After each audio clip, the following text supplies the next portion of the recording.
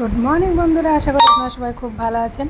প্রচুর গরম পড়েছে, গরমে নিজেকে সুস্থ রাখবেন, ভালো লাগবেন। তো সকাল সকাল এই গরমে আমি আলু পরোটা বানাচ্ছি।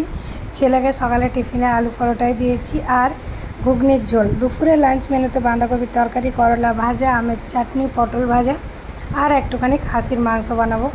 তো এখানে ডাল, খাসির মাংস বানাচ্ছি এই জন্য যে আজকে কালকে বিরিয়ানি হয়েছিল, তো আমার না চিকেনের থেকে মাটনটা বেশি ভালো লাগে। তো সানডেতে ভাবছিলাম মাটন বানাবো, তো যাই হোক বিরিয়ানি হওয়ার জন্যে আমার মনে হলো মানডেতে মাটন বানাবো, ওই জন্য খেতে মন করছিল। তো হালকা পাতলা করে মাটন বানাবো। তো এই মাটনের রেসিপিটা খুব ইজি। একটু পেঁয়াজ দিয়ে আগে তেলটা গরম হলে একটু চিনি, তেজপাতা, পেঁয়াজ দিয়ে দেবো, আদা, রসুন, ধনে, জিরে, শুকনো লঙ্কা বাটা দিয়ে ভালো করে মিশিয়ে নেব। এবার আমি এখানে নুন দিয়ে দেবো আর আমি মাটনটাকে ধুয়ে রেখেছিলাম। মশলাটা ঠিক এমনি হয়ে গেলে ওর মধ্যে ধনেপাতা, টমেটো দিয়ে মাটনটা দিয়ে দেবো।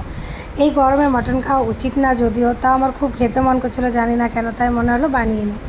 ঘরে প্রচুর কাজ চলছে, অনেক রকমের কাজ চলছে, আপনারা অনেকে দেখেওছেন। আর যারা আমাকে ফলো করেছেন থ্যাংক ইউ সো মাচ, আর যারা করেননি প্লিজ ফলো করে দিন পেজটা। তো আজকে খালি দুপুরের লাঞ্চ মেনু নিয়ে এলাম, কালকে আবার দেখা হচ্ছে। টাটা। আপনারা সবাই এই গরমে সুস্থ থাকবেন, ভালো থাকবেন, নিজের খেয়াল রাখবেন।